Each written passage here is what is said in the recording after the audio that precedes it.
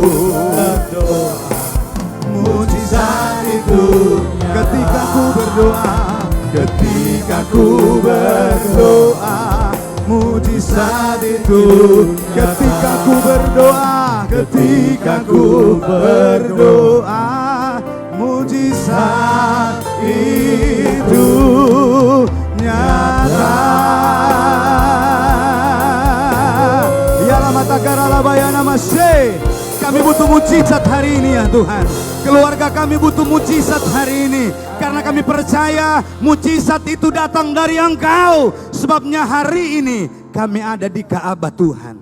Kami mau berjumpa dengan Engkau sumber mujizat itu. Biarlah mujizat Tuhan kami alami hari ini. Kami datang dengan lemah, pulang kami mendapat kekuatan. Kami datang dengan sakit, pulang kami disembuhkan. Kami tertutup jalan, pulang kami dapat jalan baru daripada Tuhan. Karena Tuhan sumber dari segala sumber ada bagi kami hari ini ya Tuhan. Saatnya kami mau mendengarkan kebenaran firman Tuhan. Pengurapan tanpa batas mengalir atas hamba-Mu, mengalir atas kami semua. Biar firman yang pergi dia tidak akan kembali dengan percuma. Tetapi dia akan mengerjakan sesuatu menurut kehendak Tuhan bagi kami. Kami mau dengar kebenaran firman Tuhan, duduk tenang menikmatinya. Dalam nama Tuhan Yesus Kristus. Haleluya. Amin, amin. Puji Tuhan, haleluya. Sekali lagi, haleluya. Puji Tuhan, salam sejahtera dalam kasih Tuhan Yesus Kristus. Di kesempatan saat siang hari ini saya dan saudara sangat bersyukur, berterima kasih. Di mana Tuhan masih lagi memberikan kesempatan kepada saya dan saudara boleh ada di Ka'bah Tuhan. Percaya bahwa ada sesuatu yang Tuhan akan kerjakan bagi kita, katakan amin. Karena Tuhan merencanakan sesuatu bagi saya dan saudara, nyandak setengah-setengah. Dia kalau mau merencanakan diberkati, pasti diberkati. Kalau Tuhan merencanakan engkau akan dibukakan jalan, pasti dibukakan jalan. Karena yang berjanji Tuhan bukan manusia. Tuhan tidak pernah berdusta dengan janjinya. Amin. Puji Tuhan, di kesempatan saat ini berterima kasih buat kepercayaan Pak Gembala.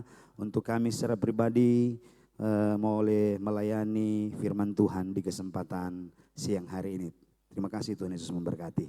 Nah, di kesempatan siang hari ini tema bulan kita ini adalah bicara dari hal kesulitan. Dan di kesempatan saat ini kita temanya kesulitan membawa keuntungan. Dan di tema ini mari kita akan melihat pembacaan firman Tuhan dalam kitab Keluaran pasal yang kedua, ayat yang pertama hingga ayat yang kedua. Keluaran pasal yang kedua, ayat yang pertama hingga ayat yang kedua. Kalau saudara sudah dapat temukan ayat ini, mari kita bangkit berdiri bersama-sama menghormati pembacaan ayat pokok kita di kesempatan siang hari ini. Keluaran pasal yang kedua, mari kita akan melihat ayat yang pertama dan ayat yang kedua. Saya akan baca, saudara simak di Alkitab saudara masing-masing, demikian bunyi firman Tuhan. Musa lahir dan diselamatkan, ayat yang pertama.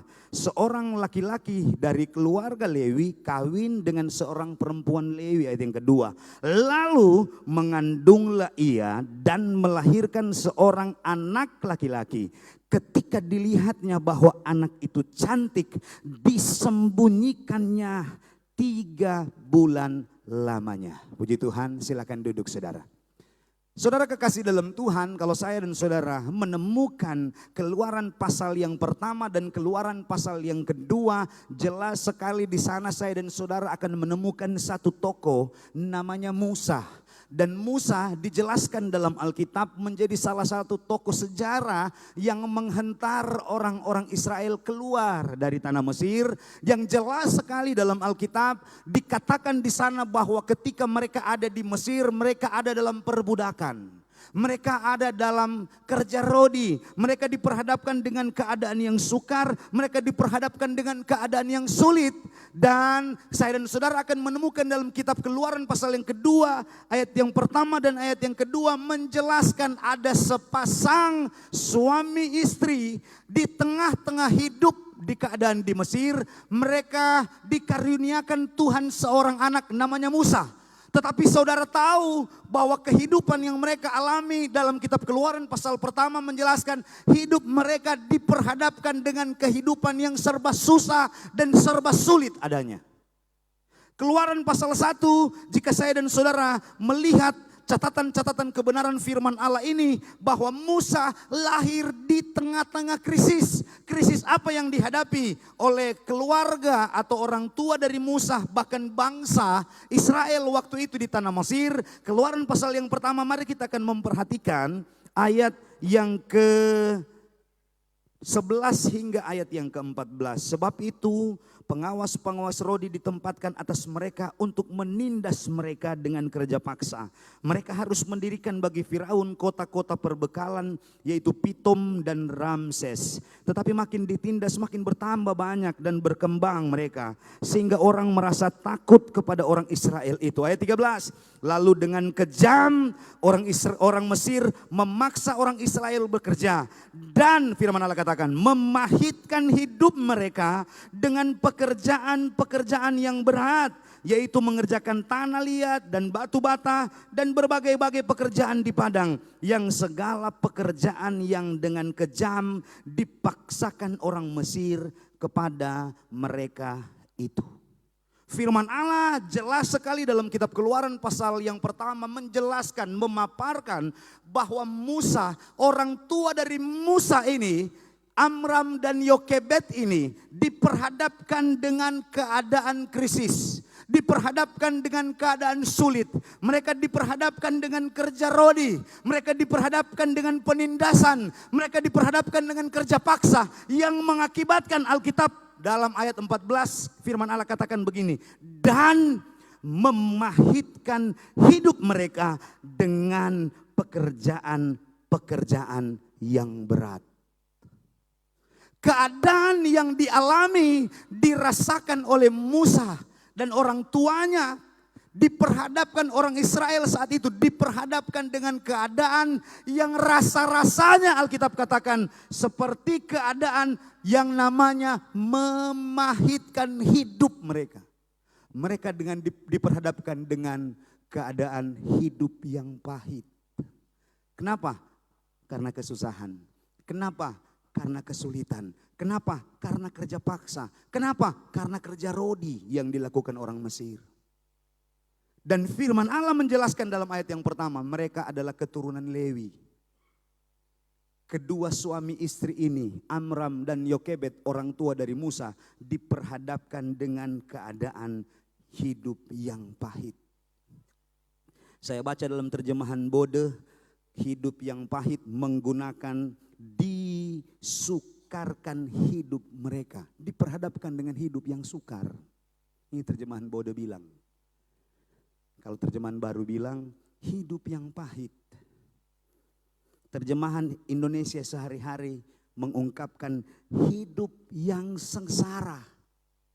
Ada yang suka mau hidup sengsara? Hanya ada suka hidup sengsara. Hidup dalam kesulitannya ada orang yang suka. Tapi firman Allah menjelaskan dalam kitab Keluaran pasal yang kedua. Ada seorang keturunan Yahudi, keturunan Israel. Keluarga Amram dan Yokebed, ibu dan ayah dari Musa, diperhadapkan dengan keadaan sengsara, diperhadapkan dengan keadaan sukar, diperhadapkan dengan keadaan hidup yang pahit. Saya baca dalam terjemahan bahasa Ibrani, hidup yang pahit menggunakan kata maurar. Maurar arti yang pertama menyakitkan. Hidup dari Yokebed dan Amram menyakitkan. Tidak ada senang di sana. Tidak ada kegembiraan di sana. Jelas sekali Alkitab katakan mereka diperhadapkan dengan keadaan yang menyakitkan setiap hari. Sampai lahir Musa. Kata maurari yang kedua artinya keadaan hidup yang berduka. Kamus Besar mengistilahkan kata duka artinya meneteskan air mata. Kira-kira orang kalau meneteskan air mata ada dua hal. Pertama senang boleh. Tapi rata-rata orang meneteskan air mata karena persoalan hidup, betul. Rata-rata orang melelehkan air mata atau menangis kira-kira dikatakan dalam bahasa Indonesia. Karena getirnya hidup. Karena sulitnya hidup. Karena persoalan yang dihadapi. Karena duka cita kehilangan orang yang disayangi, kehilangan tulang punggung, kehilangan orang yang bisa kita andalkan dan sandarkan. Kadang-kadang membawa saya dan saudara pada keadaan di mana tanpa kita menyadari melelehlah air mata saya dan saudara.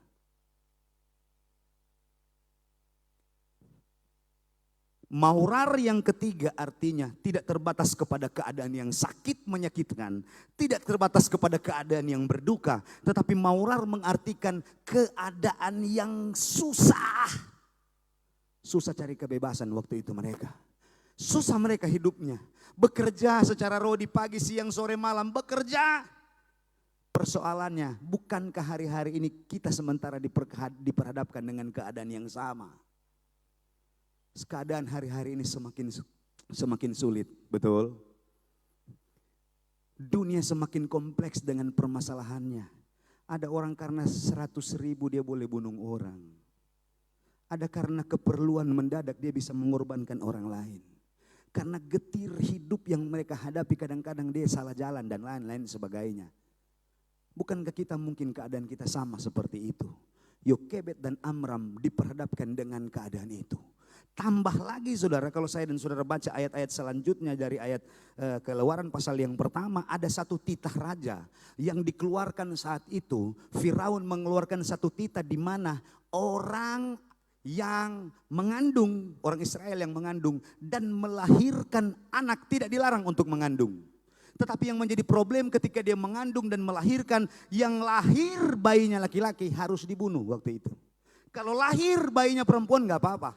Tapi kalau dia lahir bayinya laki-laki, dia itu harus dibunuh, bayi itu. Dan keadaan dialami, kesulitan bertambah bagi Yokebed. Bukan karena senang ketika mereka dipercayakan Tuhan dapat anak. Tetapi ketika anak itu lahir, anak yang lahir adalah laki-laki. Tambah lagi masalahnya. Tadi getir dan persoalan yang begitu pahit digambarkan dalam kitab Keluaran pasal yang pertama dihadapi. Tambah lagi krisis di mana bingung. Musa lahir laki-laki. Ketika Musa lahir laki-laki, Musa harus dikorbankan. Musa harus dibunuh. Musa harus dimusnahkan. Tidak boleh hidup. Getir hidup dari Amram dan Yokebed sampai seperti itu saudara. Mereka ada di satu titik di mana mereka tidak bisa berbuat apa-apa. Mereka terkepung dengan kesulitan, mereka terkepung dengan persoalan, mereka terkepung dengan jalan buntu, nggak tahu mau bikin apa. Jelas sekali dikatakan dalam Keluaran pasal yang kedua ini bahwa kehidupan Yokebed dan Amram diperhadapkan dengan sesuatu yang mustahil untuk mereka jalani dalam hidup mereka. Mau tidak mau, suka atau tidak suka, mereka harus mengorbankan Musa. Mau tidak mau, kesulitan yang mereka hadapi, kesukaran yang mereka hadapi karena keadaan waktu itu. Haleluya. Mungkin kesulitan yang Anda hadapi belum sama seperti Yokebed, tapi jelas kata kesulitan menunjukkan kepada sesuatu yang kita terbatas adanya. Saya nggak tahu paket kesulitan-kesulitan saya dan saudara, saya nggak tahu. Tuhan di tempat tinggi tahu apa yang sementara engkau alami dan hadapi. Mata Tuhan tidak pernah terbatasi dengan persoalan, amin. Persoalan yang engkau hadapi Tuhan di tempat maha tinggi tahu. Haleluya. Akhir dari cerita ini saudara dalam kitab Keluaran pasal yang kedua, saya dan saudara akan menemukan ketika kesulitan itu datang bagi Amram dan Yokebed.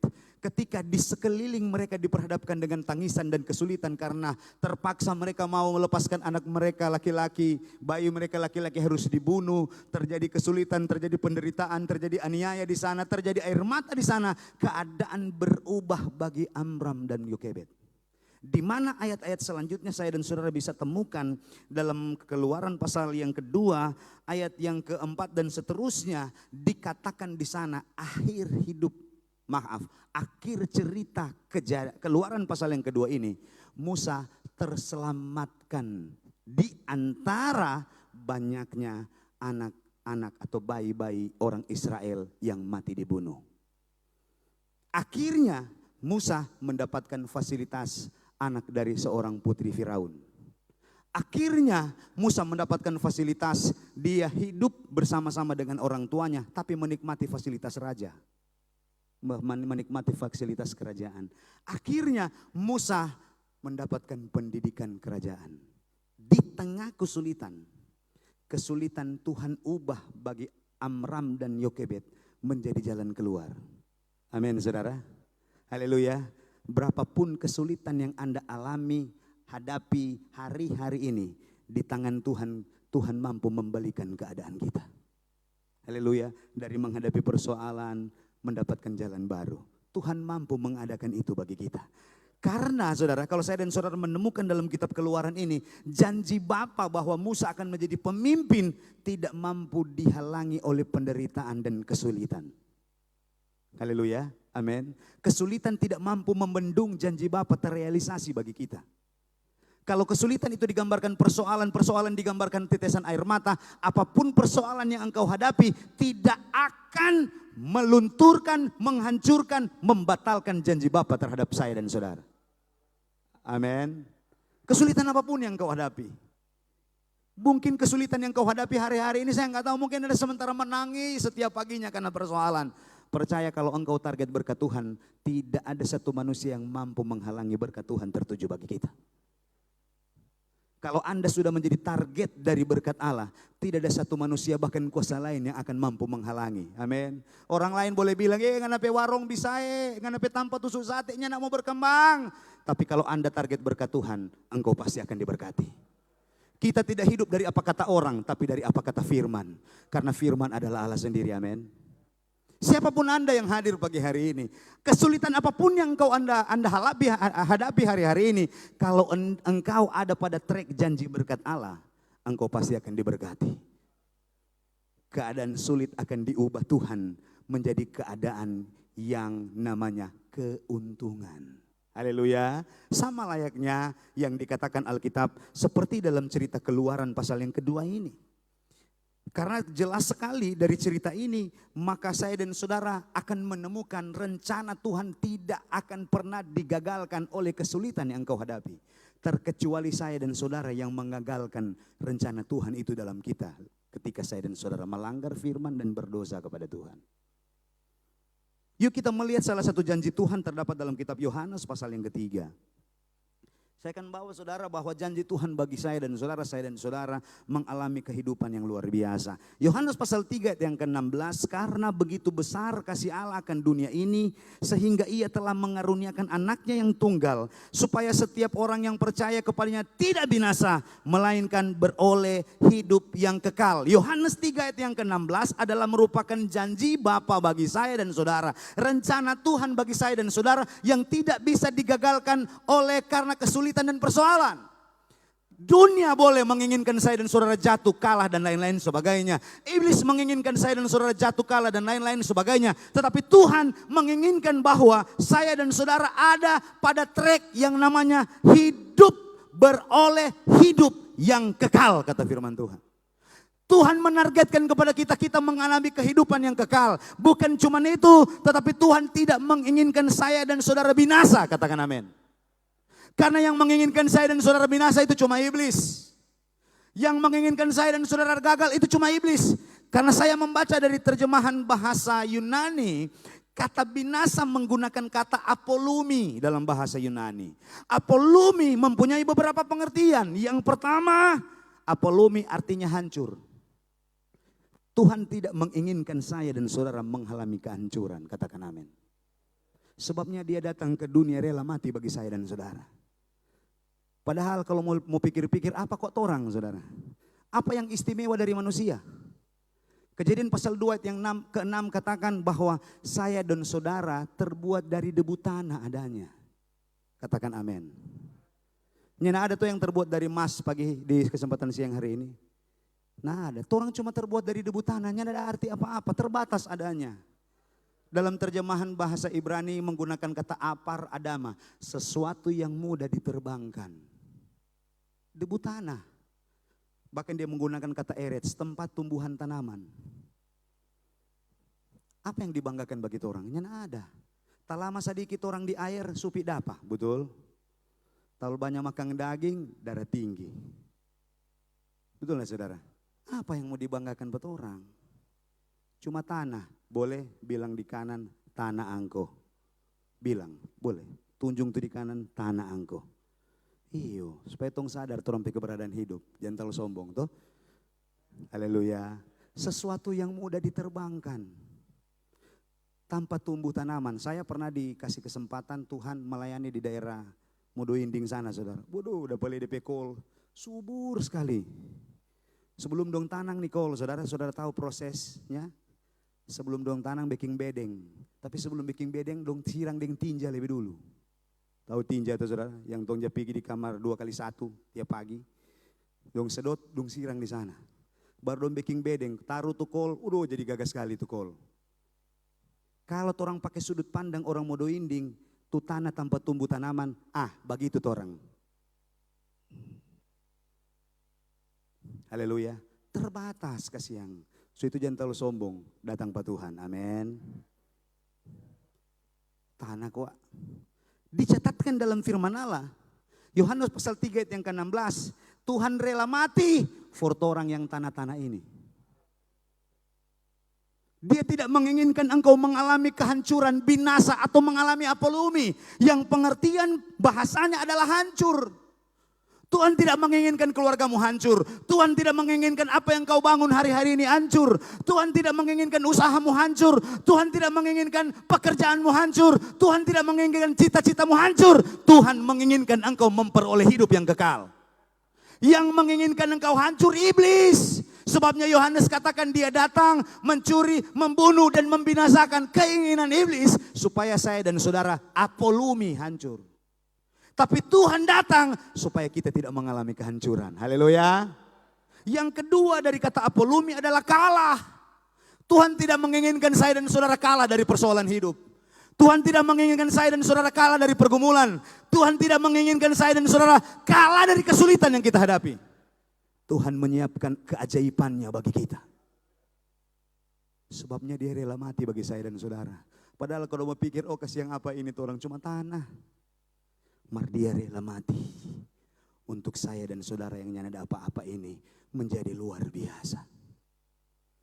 Yang keempat dari kata apolumi artinya binasa. Kekal ini saudara. Karena kan bicara kekekalan cuma dua tampa, surga dan neraka. Orang yang tahu. Mar Tuhan tidak menginginkan Anda ada di neraka. Tuhan menginginkan Anda ada di surga. Hidup kekal. Haleluya. Amin saudara. Tepuk tangan dulu buat Tuhan Yesus. Nah, janji Tuhan Yohanes pasal 3 ayat 16 ini supaya saya dan saudara tidak mengalami apolumi. Ayub mempertegas dalam Ayub pasal 42 ayat yang kedua bahwa rencana Tuhan bagi saya dan saudara tidak akan pernah mengalami kegagalan. Tidak ada rencana Tuhan yang gagal bagi saya dan saudara. Kalau Tuhan sudah berencana bahwa engkau akan diangkat menjadi kepala, engkau pasti akan diangkat menjadi kepala. Haleluya. Kalau Tuhan berencana engkau akan diberkati tahun ini pasti engkau akan diberkati. Yesaya 59 ayat yang pertama menjelaskan tangan Tuhan tidak kurang panjang untuk menolong. Telinganya tidak kurang tajam untuk mendengar. Tetapi yang merupakan pemisah antara berkat Tuhan, jawaban doa dengan saya dan saudara adalah pelanggaran dan kesalahan saya dan saudara. Jadi yang membatalkan rencana Tuhan dalam hidup ini ketika engkau diperhadapkan dengan satu keadaan yang namanya dosa, pelanggaran, dan kesalahan. Sebabnya untuk rencana Tuhan nyandak gagal pada orang. Mari orang seturut dengan kehendak Tuhan. Amin. Haleluya. Karena kalau bicara tentang gagal bahasa Ibrani panjang sekali DP penjelasan. Gagal diantaranya putus. Karena dia menggunakan kata paurar. Paurar artinya gagal. Yang mempunyai pengertian dalam bahasa Indonesia putus, berhenti, batal, sia-sia yang orang kerjakan. Tidak ada rencana Tuhan yang sia-sia bagi kita. Amin. Asalkan kita dalam rencananya Tuhan. Yesaya menjelaskan kepada kita. Hindari pelanggaran, hindari dosa. Haleluya. Amin. Dosa definisinya tidak tepat sasaran. Dalam bahasa Manado bengko. Bapak-bapak rumah tangga yang bengko, stop bengko-bengko supaya janji Tuhan tergenapi. Ibu-ibu rumah tangga yang masih bengko-bengko, setre supaya janji Tuhan tergenapi bagi kita. Amin. Pemuda remaja yang masih bengko-bengko, bikin ini hidup. Kenapa? Karena ketika kita ada pada titik itu, maka janji Tuhan tidak akan pernah gagal bagi kita. Janji Tuhan tidak akan pernah berhenti bagi kita. Tetapi persoalan hari-hari ini, kalau engkau masih lebih suka dosa dan pelanggaran dan kesalahan, maka rencana Tuhan itu akan gagal bagi kita. Pasti engkau akan diperhadapkan dengan keadaan apolumi yang saya jelaskan tadi, binasa. Karena perlu Anda tahu, Ayub pasal 7 ayat yang pertama menjelaskan, bukankah hidup saya dan saudara hari-hari ini di bawah kolong langit ini seperti orang yang lagi berperang. Kita punya musuh yang gak kelihatan. Kita punya musuh juga yang kelihatan, betul? Musuh yang namanya manusia dan musuh yang namanya roh, berbentuk roh. Dijelaskan dalam kitab Efesus, dia bertingkat-tingkat pekerjaannya. Kita nggak tahu, kita nggak lihat dia lagi berniat apa bagi kita. Tapi firman Allah ingin memberitahukan kepada kita, tidak ada rencana Tuhan yang gagal. Mau manusia, mau kuasa lain, tidak akan mampu menghalangi janji Tuhan terrealisasi bagi kita. Asalkan kita ada pada track dan kebenaran Allah. Haleluya. Itu Ayub pasal 7. Kalau saya dan saudara melihat 1 Petrus pasal 4 yang kelima, firman Allah katakan iblis berjalan keliling seperti singa yang mengaum-ngaum mencari orang yang dapat ditelannya. Dia sampai detik ini keliling-keliling cari orang yang dapat ditelannya, kata firman Tuhan. Kata ditelan menggunakan kata pino dalam bahasa Yunani. Kata pino artinya tenggelam, nyak dapat lihat. Malamisi dengan penderitaan. Aduh, dapat rasa ini persoalan serupa di hidung. Tak turun sadiki malamisi. Kalau Anda ada pada keadaan-keadaan itu, cek jalur kita ada pada jalurnya Tuhan apa enggak. Kalau kita ada pada jalur rencana Tuhan, kesulitan tidak akan mampu mendeteksi, bahkan menggagalkan apa yang sementara engkau rencanakan. Yang kedua dari kata pino, tenggelam, adalah kempes. Kalau dia tenggelam, orang bisa antisipasi, maka dia kempes. Ada bajalang sadap-sadap, dia kempes ini kalau dipakai motor contohnya. Ada bajalang sadap-sadap kempes bola muka, mau jadi apa lah ini? Haleluya, artinya begini saudara dalam bahasa bebas. Iblis sebenarnya sementara mencari kesempatan supaya kita terseok-seok dengan hidup. Itu maunya iblis. Sama sepertinya kitab Keluaran, memahitkan hidup. Kalau kacamata 1 Petrus pasal 4 menjelaskan supaya orang terseok-seok ini hidup. No kalau bajalang dia ban kempes saudara. Orang mau tarik DP setir ke kanan, ini otor rasa mau ke kiri. Saya nggak mati orang mau atur di kehidupan. Iblis menginginkan kita sama bajalang seperti ban kempes. Haleluya. Tapi janji Tuhan, janji yang menyelamatkan bagi kita. Amin. Tuhan rela mati pertama, Yohanes pasal 3 ayat 16, supaya dia menggantikan kesusahanmu, menggantikan dosamu, menggantikan posisimu dari yang mau menuju neraka kepada surga yang kekal. Daripada kegagalan kepada keberhasilan, dia datang mati bagi saya dan saudara. Haleluya. Yang kedua, kalau saya dan saudara melihat Yeremia pasal yang ke-29 bicara tentang janji Tuhan. Yeremia pasal yang ke-29, sebab aku ini mengetahui rancangan-rancangan apa yang ada padaku mengenai kamu. Demikianlah firman Tuhan, yaitu rancangan damai sejahtera dan bukan rancangan kecelakaan, untuk memberikan kepadamu hari depan yang penuh dengan harapan. Kalau saya dan saudara baca dari kitab Yeremia ini, Yeremia menjelaskan janji Tuhan bagi kita, di mana saya dan saudara mengalami damai sejahtera. Di mana saya dan saudara diperhadapkan dengan satu keadaan dijauhkannya kecelakaan dari kita, dan saya dan saudara mengalami yang namanya hari depan yang penuh bahagia. Ini rencana Tuhan. Sebabnya Keluaran pasal yang kedua, kesulitan-kesulitan yang dibuat oleh orang Mesir waktu itu tidak mampu menghalangi janji Tuhan bagi keluarga Musa. Bahwa Musa akan menjadi pemimpin. Musa yang akan mengeluarkan orang Israel dari tanah Mesir. Haleluya. Amin saudara. Kalau Tuhan sudah berjanji, Tuhan pasti menggenapi bagi saya dan saudara. Tidak seperti iblis. Perlu kita ketahui bahwa saya dan saudara hidup di dunia ini bukan sendiri. Ada kuasa lain yang menginginkan saya dan saudara jatuh, hancur, kalah, dan tenggelam. Tetapi ada Tuhan yang rela mati bagi saya dan saudara. Sebabnya hidup seturut dengan kehendak Tuhan.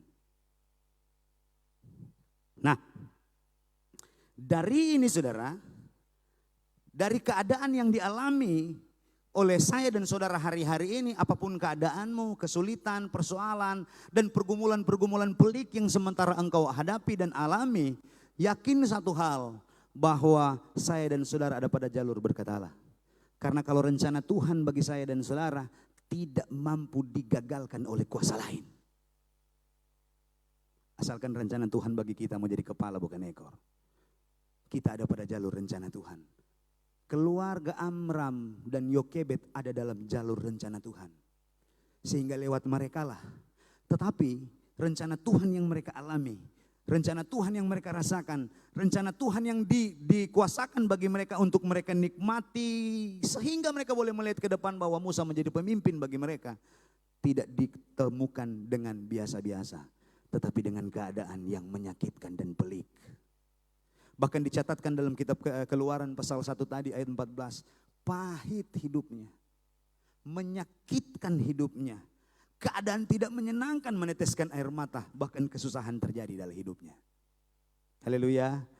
Apa rahasia keluarga Amram dan Yokebed?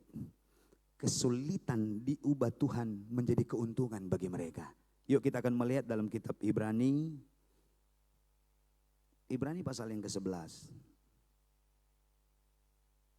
Untuk engkau mengalami keadaan sama seperti Amram dan Yokebed, engkau harus ada pada posisi ini. 1, Ibrani pasal 11 ayat 23. Karena iman, maka Musa setelah ia lahir disembunyikan selama 3 bulan oleh orang tuanya. Karena mereka melihat bahwa anak itu elok rupanya dan mereka tidak takut akan perintah Allah. Yang pertama, kesulitan diubah Tuhan menjadi keuntungan bagi Musa. Keuntungan apa? Karena Musa akhirnya menjadi putri Firaun, karena Musa akhirnya mendapatkan pendidikan Mesir, karena Musa akhirnya memimpin di Israel untuk mereka keluar dari tanah Mesir. Keuntungan-keuntungan yang dia dapat lewat kesulitan yang dihadapi. Kenapa kesulitan bisa diubah Tuhan menjadi keuntungan bagi keluarga Amram dan Yokebed? Yang pertama, Ibrani pasal 11 ayat 23 menjelaskan karena mereka memiliki iman. Haleluya. Iman yang membuat kesulitan tadi berubah jadi jalan keluar. Iman yang membuat kesulitan tadi berubah menjadi keuntungan bagi Musa. Karena kalau saya dan saudara kembali ke kitab Keluaran, karena iman yang dilakukan, yang dipunyai oleh keluarga ini, maka hal yang sulit berubah menjadi keuntungan. Haleluya. Amin saudara. Perlu kita memiliki iman hari-hari ini. Yang dikatakan dalam kitab Ibrani pasal yang ke-11 ayat yang pertama, iman adalah dasar dari segala sesuatu yang kita harapkan dan bukti dari segala sesuatu yang tidak kita lihat. Itu tuh iman.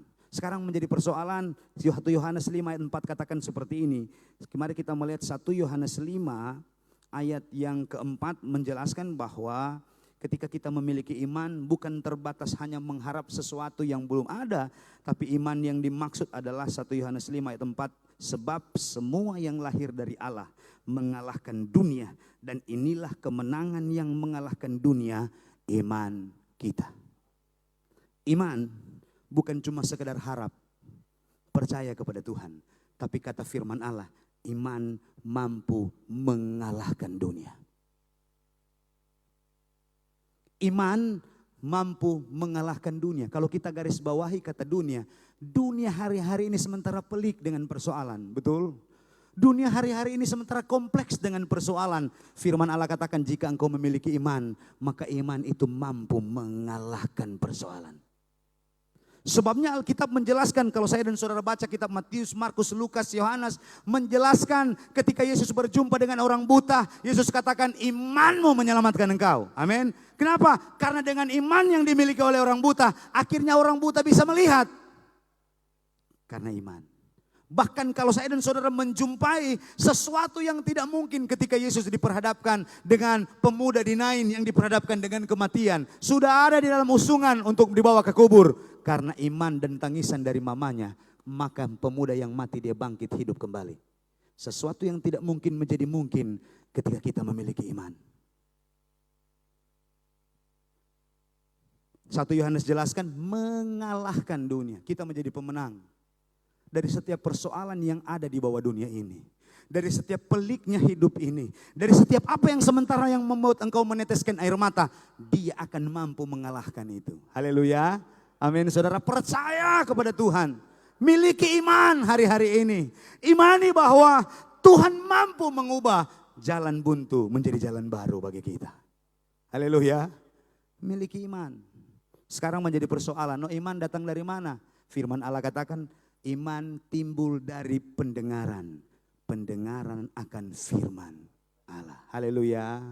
Amin. Bagaimana mau dapat iman kalau ngananya aja masuk-masuk gereja? Bagaimana memiliki iman sedangkan baca firman Tuhan nyanda, apalagi diperdengarkan di telinga. Karena kalau mau ukur dari bahasanya, itu firman Allah mesti orang dengar masuk di telinga, maka dia akan timbul iman. Haleluya. Amin saudara. Dan kalau bicara tentang firman, Yohanes 1 ayat 1 menjelaskan firman itu adalah Allah sendiri. Dengar baik-baik ini firman masuk di telinga, maka dia akan tumbuh iman di dalamnya. Kalau Tuhan, kalau dalam Yohanes pasal 1 ayat 1 bilang firman itu adalah Allah, dia masuk pada orang, dia tumbuhkan iman kita. Maka firman Allah katakan iman sebesar biji sesawi mampu memindahkan gunung. Sebut masalahmu, sebut gunung persoalanmu, sebut kesulitan gunung yang engkau sementara hadapi hari-hari ini. Dia akan pindah. Kenapa? Karena iman. Iman datang dari mana? Dari dengar firman. Bagaimana orang mau dapat iman? Sedangkan dengan firman nyanda. Sebabnya hari-hari ini mari kita buka firman, baca, diperdengarkan kepada kita. Nah sekarang kita mau menemukan firman di mana? Di ibadah. Amin. Bagaimana imanmu tumbuh kalau nggak nanya jawab ibadah? Bagaimana iman akan tumbuh kalau kita nggak rajin beribadah kepada Tuhan?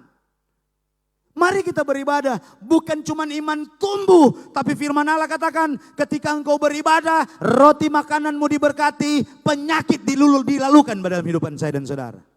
Bukan cuma tumbuh iman, tetapi Tuhan memberkati roti makanan dan air minumanmu, bahkan plus penyakit dilalukan bagi kita. Tapi persoalan hari-hari ini ketika COVID melanda, berapa banyak dari saya dan saudara yang menginginkan firman masuk di telinga ini? Manfaatkan waktu yang diberikan untuk kita dapat mendengarkan firman. Karena ketika kita dengar firman, firman itu Allah.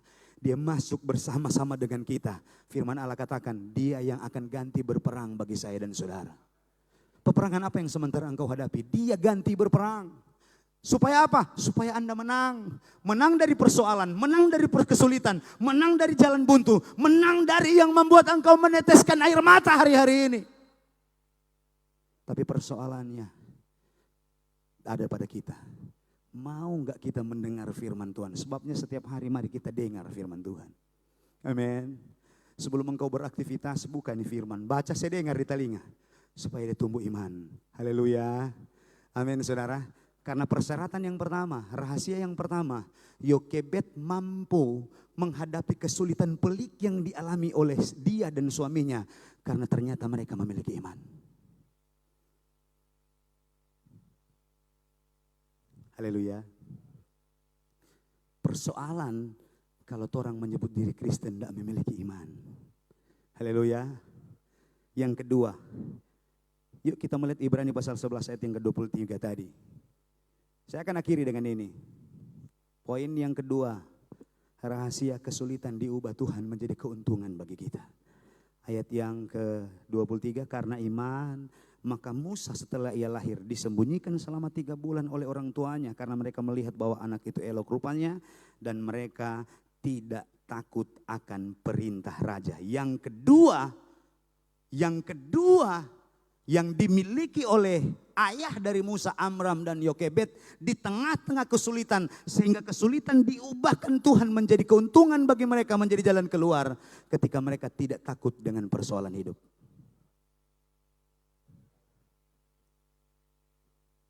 Iblis hari-hari ini menyerang saya dan saudara pada rasa takut ini. Dia buat supaya orang takut dengan hidup, Tako sunyak mudah pemakang karena COVID. Tako ini usahanya nak berkembang karena COVID. Takut.